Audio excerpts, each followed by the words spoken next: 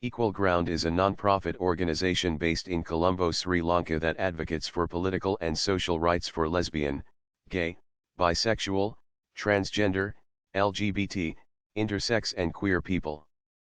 The organization, established in 2004, claims to be the first organization in Sri Lanka that welcomes people of all sexual orientations and gender identities.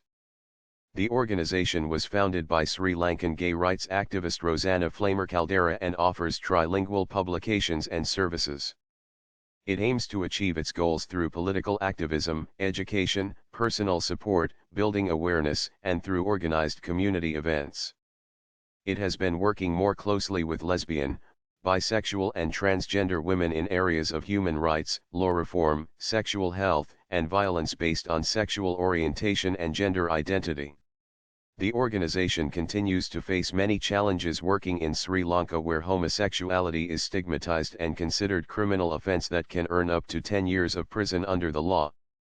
Efforts of the LGBT activists to undo the British colonial law criminalizing sodomy was not repealed, but the law was expanded to include women and the penalty was worsened.